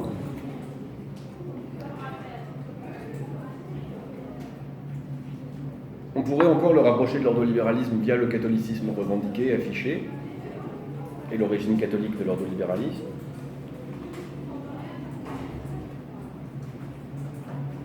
Il y a deux points sur lesquels il est ambigu et où on a une difficulté à le situer. Alors un, c'est une vraie difficulté quand il parle d'une solidarité européenne de la défense.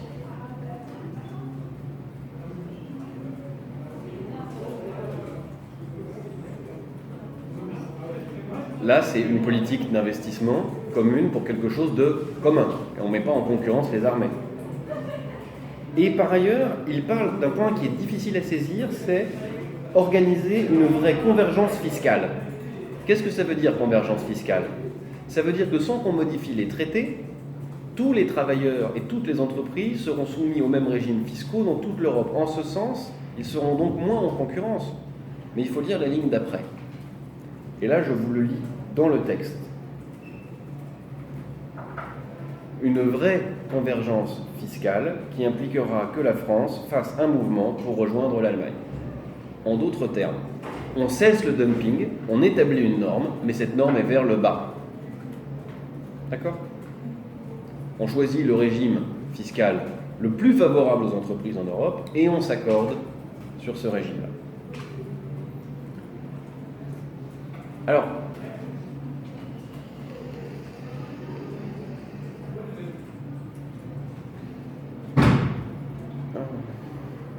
je souffre.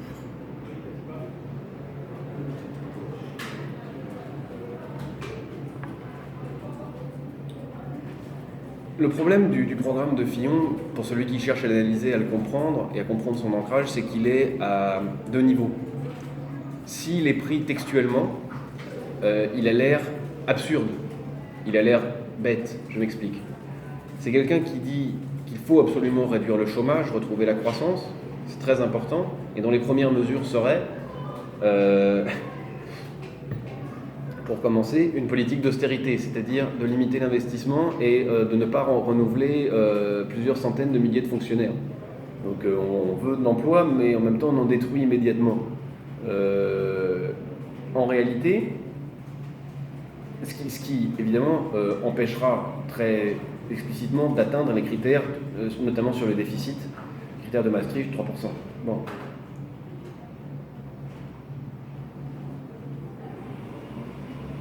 En fait, il y a deux choses qui sont tenues ensemble. L'une, c'est l'idée que il faut respecter les cadres institutionnels. Et l'autre, c'est que c'est une vraie politique libérale, dans le fond. Il faut faire une vraie politique de l'offre. C'est tout. Et les politiques sont là pour gérer efficacement cette organisation de la politique de l'offre, et non pas pour avoir des conflits idéologiques.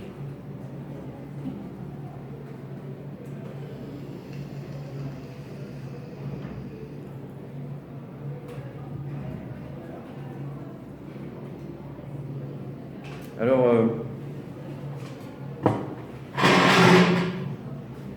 s'il fallait le situer,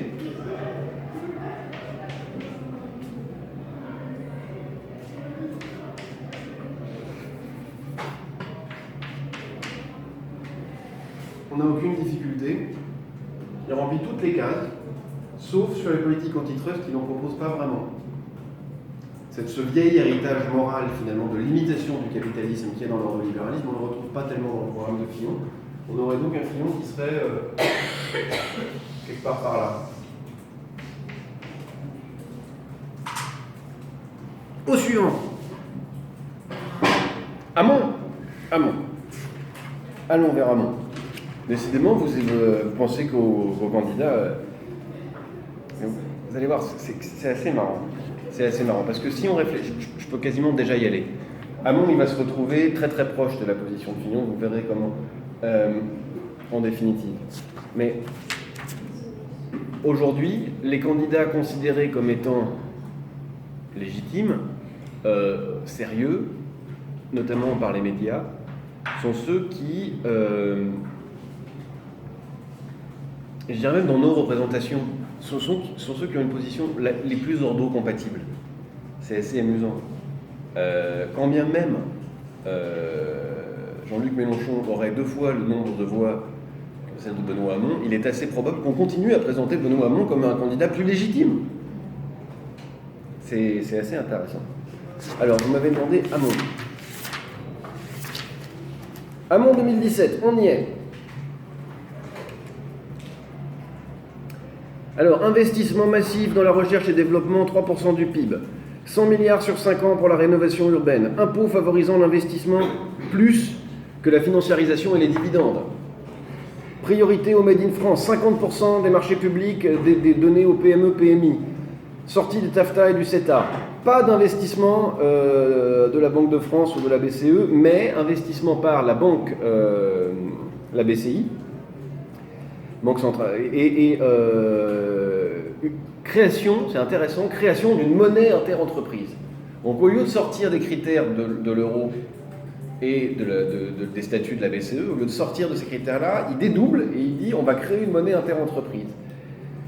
Impôt sur le travail des machines.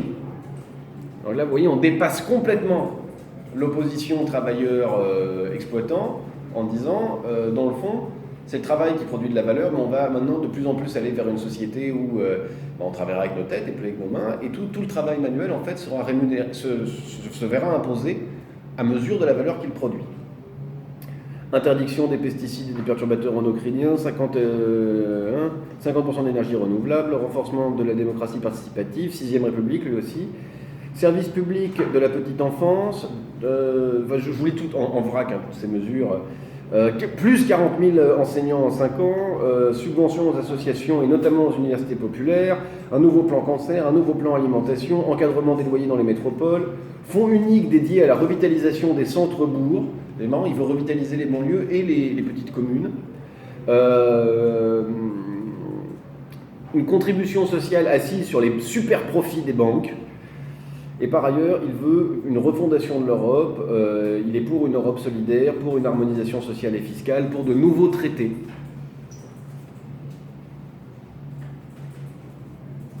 Et dans ce cadre-là, non, c'est mon cours là, il faut fermer la porte. Voilà.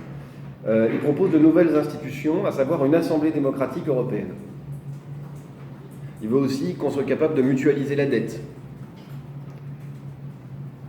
Il propose le revenu universel, vous en avez sûrement entendu parler, vous savez ce que vous avez compris ce que c'est? C'est le fusionnement de l'aide sociale plus le SMIC, je pense, pour que tout le monde ait un revenu qui puisse assurer. Ouais, c'est mal expliqué. Je vais vous l'expliquer. Non, c'est pas vous qui l'expliquez mal, c'est mal expliqué sur la place publique.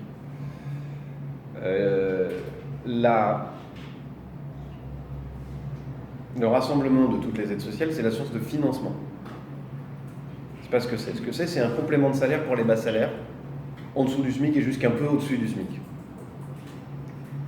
Donc en gros, on augmente les revenus de tous ceux qui gagnent mal leur vie. Voilà.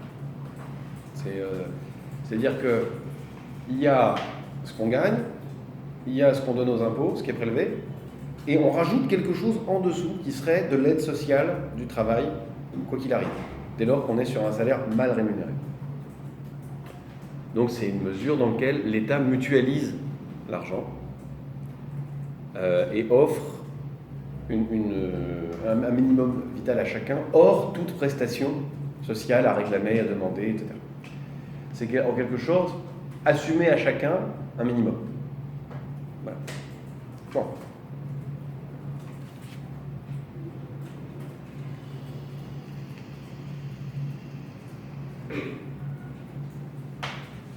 Et si on regarde bien avec tout ça,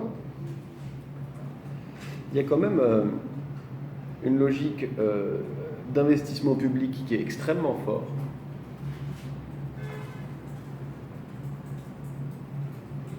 Dans la recherche et le développement, dans l'éducation, dans la santé, dans la rénovation, dans le salaire. Donc on a véritablement la promotion d'un État social. Alors comment est-ce que se rencontrent l'État social et le respect des traités ? Puisqu'il est bien évident, malgré les calculs de Benoît Hamon, qu'une politique massive d'investissement de l'État risque d'entrer en concurrence avec les règles européennes de limitation de l'investissement de l'État et via la limitation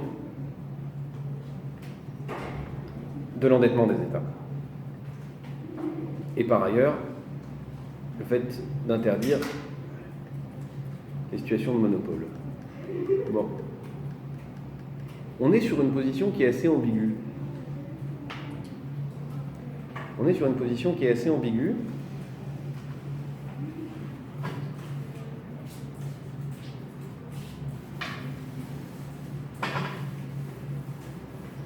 Qui a été, d'ailleurs, c'est le questionnement de l'alliance, c'est terrible, mais parfaitement illustré par le moment où Mélenchon a dit si vous voulez une alliance, garantissez-moi que ceux qui sont vraiment les tenants du social-libéralisme ne seront pas dans notre nouvelle alliance.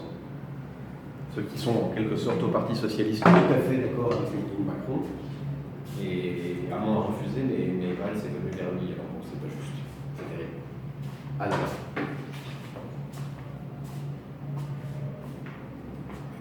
Alors vis-à-vis de l'Union européenne, quelle est sa position ? Il ne veut pas en sortir, il ne veut pas sortir de l'euro. Il veut renégocier des traités, mais dans une logique de négociation, mais plus moins, je suis d'accord. Ici, qu'est-ce qu'on met ?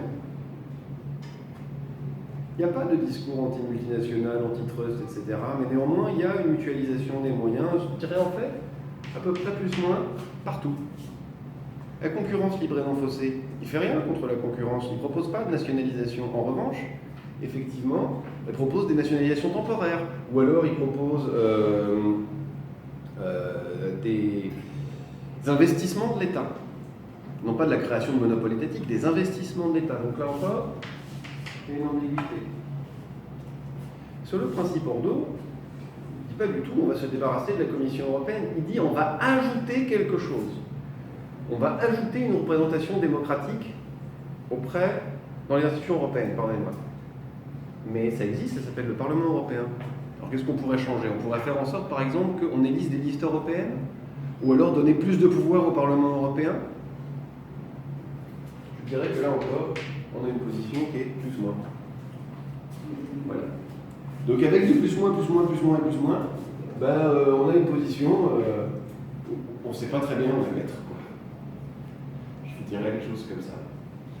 C'est vis-à-vis de cette question-là, il est comme en pointillé. Excusez-moi, le schéma devient strictement incompréhensible, mais c'est pas grave. Vous pourriez le refaire à chaque fois, c'est ce que moi j'avais fait sur mes fiches, donc c'est pour ça que ça paraît plus net. Le problème, c'est que les tableaux, c'est petit.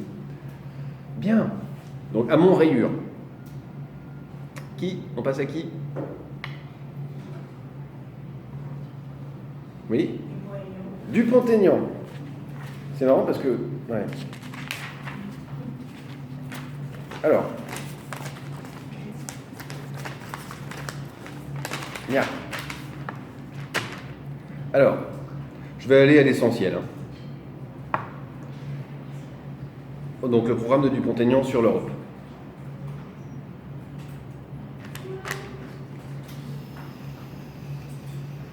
Donc, Nicolas Dupont-Aignan, candidat du parti Debout la France,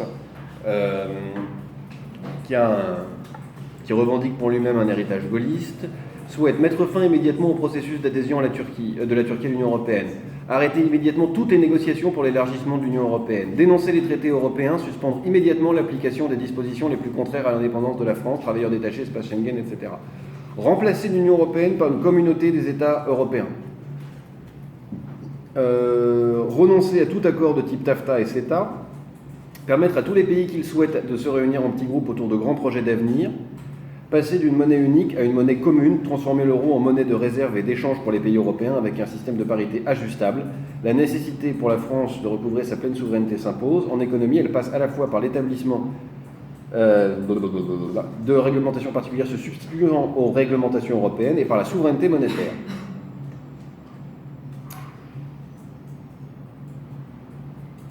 Abroger la loi de 1973 pour pouvoir directement financer l'État auprès de la Banque de France. Parce que vous savez que depuis 1973, l'État ne peut plus se financer via la Banque de France en émettant de la monnaie, il doit emprunter sur le marché interbancaire. C'est une décision française, ça? Oui? Non? D'accord. Alors, ça va, j'ai pas été trop vite ici? Beaucoup trop? Oui, je suis désolé, il nous reste 15 minutes. Alors,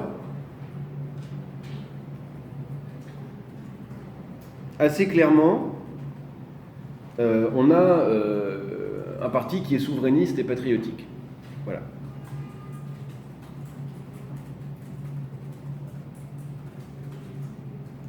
Il propose à la fois, donc on va laisser le plusement ici, des mesures libérales et des mesures interventionnistes. En ce qui concerne l'Europe, pour ce qu'elle représente, le pouvoir ordolibéral aujourd'hui, on est sur du moins. Il veut dénoncer tous les traités. Il n'a pas dit de la remplacer l'Union européenne avec une communauté européenne. Si, c'est pas l'Europe, attention. Oui. C'est l'UE en tant qu'elle est structurée avec les institutions, la Commission, etc. etc. Bien. Mais par ailleurs, il vient plutôt d'un mouvement libéral. C'est un gaulliste libéral, patriote, souverainiste. C'est sa position à lui.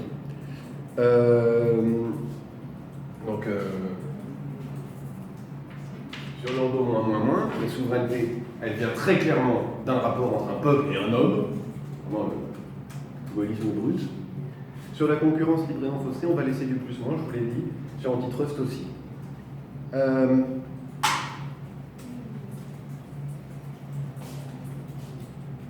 Alors, Dupont-Aignan, il va donc falloir le mettre seulement à moitié, parce que sur la notion ordo et sur la notion UE, il est complètement en dehors. Donc, on devrait le mettre quelque part par là.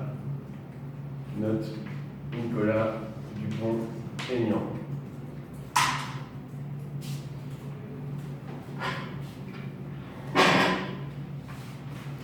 On passe à qui?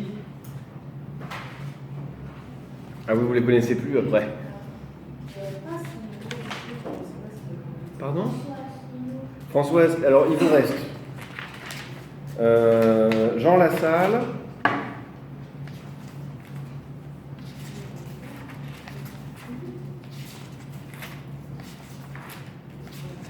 on a bien avancé, Monsieur Asselineau et Monsieur Cheminade.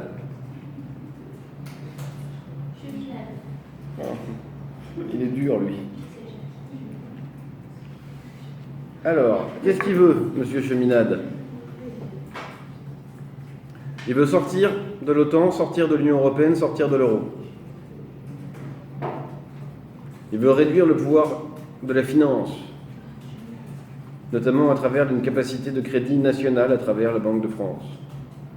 Il fait de nombreuses références au New Deal, à l'action du président Roosevelt dans son programme, donc à une action interventionniste à l'origine de l'État-providence, du New Deal américain et de l'État-providence. Voilà.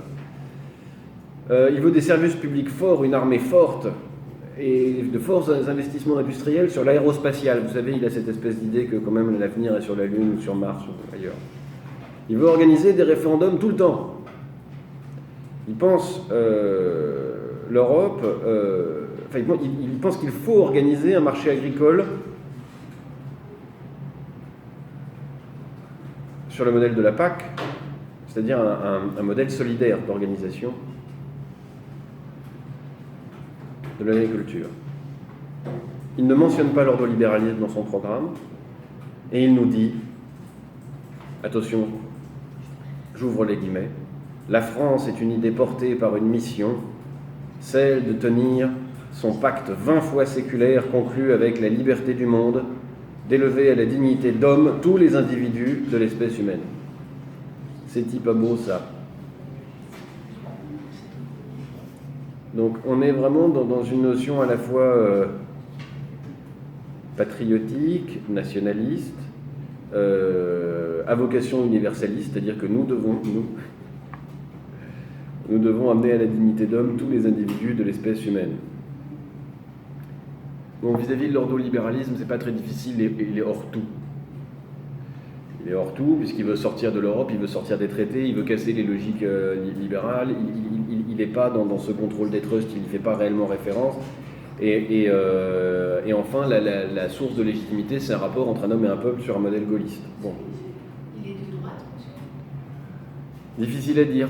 C'est un modèle de gaullisme social, si vous voulez, tellement affirmé qu'il serait difficile de le mettre à gauche ou à droite là-dedans. De la même manière, c'est proche du FN, il a cette espèce d'idée que il faut que la légitimité du souverain le souverain c'est lui, est absolument démocratique, mais ça passe par des référendums nombreux, etc. Donc c'est vraiment un homme, le peuple, un homme, le peuple, un homme, le peuple. Et le peuple, c'est la France. La France, c'est la grande espérance pour le monde, dans cette espèce de mouvement inarrêtable vers la liberté. Il y a quelque chose qui vous contrarie? Si vous voulez défendre M. Cheminade, vous pouvez. Ah. Donc, on va mettre M. Cheminade quelque part loin. Voilà. De quoi il pourrait être le plus proche? L'ordre. Donc on va le mettre ici. Che. Au suivant, il vous reste Lassalle ou Asselineau. On va prendre Lassalle et Asselineau parce que c'est l'ordre de mes pages et qu'il faut avancer. Bien. Il est où? Puis je l'aime bien, Jean Lassalle. Désolé. Qu'un type comme ça ose se présenter, je trouve ça super. Vous savez, c'est le type qui a traversé la France à pied en disant oui, il faut rencontrer le peuple, il y a une vraie fracture, etc. Et là maintenant, il a une espèce d'enthousiasme velléitaire où il affirme qu'il va être élu, que c'est évident, que c'est Marine contre lui, et que... Ouais, moi je l'aime bien, donc c'est un ancien berger qui est maire de Lourdios-Icher, dans le sud-ouest de la France, dans les Pyrénées, tout ça. Alors c'est marrant parce que c'est un ancien modem et pourtant il a des propositions pas mal en rupture. Il dit par exemple, l'Europe est étroitement liée à la prédation financière. Reprenons le pouvoir que nos politiques ont abandonné au marché. Libérons l'écologie de la financiarisation. Il n'est ni pour les multinationales ni pour l'État, mais il est pour l'échelle de la commune. Il voudrait que le pouvoir revienne aux communes. On croit qu'en France il y a beaucoup de pouvoir dans les communes, c'est en fait non. Il y a un certain nombre de pouvoirs par rapport aux écoles qui leur reviennent, mais en réalité, dans certains autres pays, par exemple, l'organisation des soins, de la santé, ça va passer par l'échelle communale. Bon, bref, il veut renforcer l'échelle de la commune. Pour lui, il y a deux institutions réellement importantes, la République et la commune. Bien. Alors il dit que nous devons reprendre la main sur les plus grands acteurs économiques, y compris par des nationalisations, nationalisation partielle si nécessaire, pour enlever le contrôle aux fonds de pension étrangers. Il veut redonner à l'État les moyens réglementaires d'en finir avec le système suicidaire actuel, selon lui. Selon lui, l'Union européenne a échoué à affronter la mondialisation en quelque sorte dès lors qu'elle est devenue ordolibérale, et il voudrait restaurer une Europe des nations, une Europe de politique solidaire. entre nations solidaires.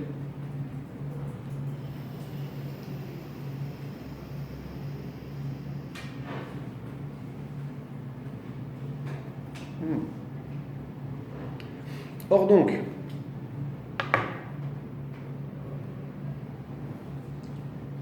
on pourrait dire que c'est un libéral là, et qu'en revanche, il est vraiment pour une souveraineté à l'échelle de la commune, une souveraineté purement démocratique. On pourrait donc dire de lui vraiment à juste raison qu'il est et de droite et de gauche, qu'il est un peu à côté.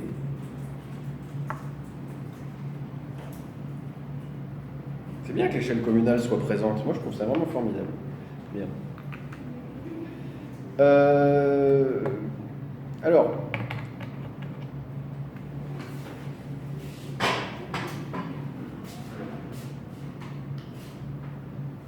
on peut le retrouver sur ses positions, antitrust, effectivement, anti-multinationale. On peut le retrouver sur ses positions, parce qu'effectivement, c'est un libéral. Il veut de l'Europe, par contre, l'ordolibéralisme, pas du tout. Donc, il serait quelque part par là.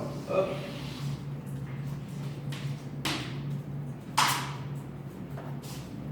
Le problème, c'est que, alors lui, pour le coup, c'est bien qu'il ait été finalement élu toute sa vie, hein, c'est pas du tout un représentant de l'élite, quoi. Donc, l'ordolibéralisme ne l'a pas choisi comme son héros. Et alors, c'est avec joie que je vous annonce qu'il nous reste 5 minutes pour parler de qui déjà ? Merci. Oh bah zut, c'est beaucoup trop. Est-ce que vous connaissez M. Asselineau ? Si seulement qu'il est le candidat de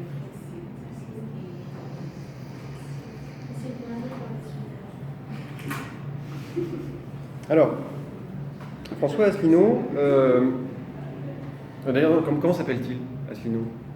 François, c'est ça, j'avais bon, ouf. Donc, M. Asselineau,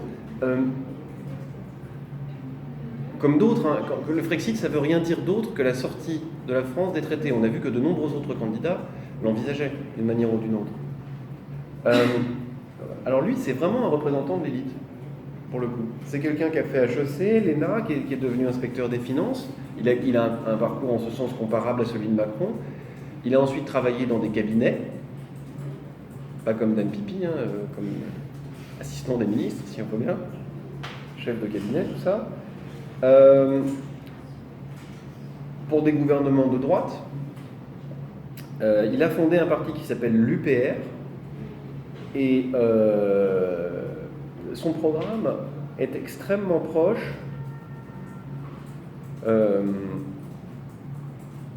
lui il le pense comme étant extrêmement proche de celui du CNR, c'est-à-dire du compromis qui est sorti gaulliste-communiste au sortir de la Seconde Guerre mondiale. Alors il veut lutter contre les féodalités financières, organiser des référendums sur tous les sujets, il est contre la construction européenne, il veut vraiment un retour sur la France avec une nouvelle forme de gaullisme qui se présente, et là encore, vous allez rire, ni de gauche ni de droite. Mais centré à la fois sur son programme et sur les prérogatives régaliennes de l'État.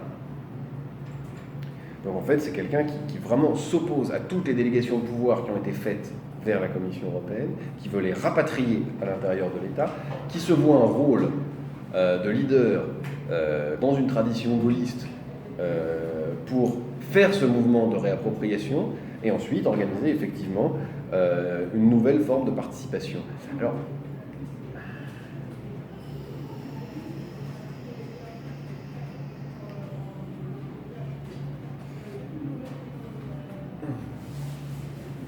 niveau Europe, on est sur du moins. Sur les conglomérats, il y a du plus et du moins. Bon, enfin bref, je ne vais pas détailler, je n'ai pas le temps. On pourrait dire que, bien que lui aussi, par son parcours et par le type d'État qu'il revendique, c'est-à-dire un État dirigiste, laisse une place à la technocratie, il est complètement en dehors du modèle ordolibéral.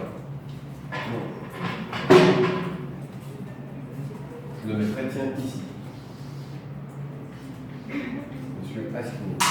En ce sens que réellement, Il faut que la souveraineté revienne au peuple dans le cadre de l'exercice de sa vie citoyenne.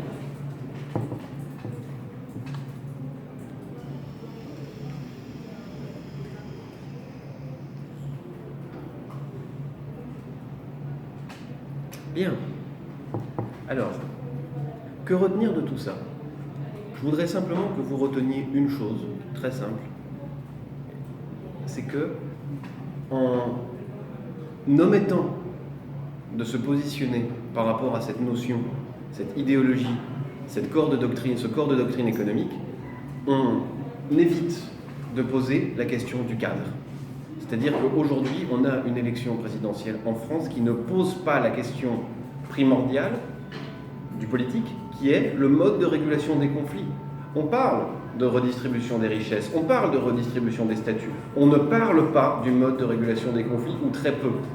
On l'aborde parfois en se plaignant, par exemple du mode de consultation populaire, il n'y a pas assez de référendum, mode de régulation des conflits, du mode de démocratie participative. On ne parle pas clairement du corps de doctrine qui fonde aujourd'hui le mode de régulation des conflits à l'échelle des sociétés européennes. J'en ai terminé. Qu'est-ce que vous voulez comme cours la semaine prochaine? Kedak, c'est bon. Unanimité. C'est pas vrai, mais vous avez été les premiers à tirer. C'est fini. Hop.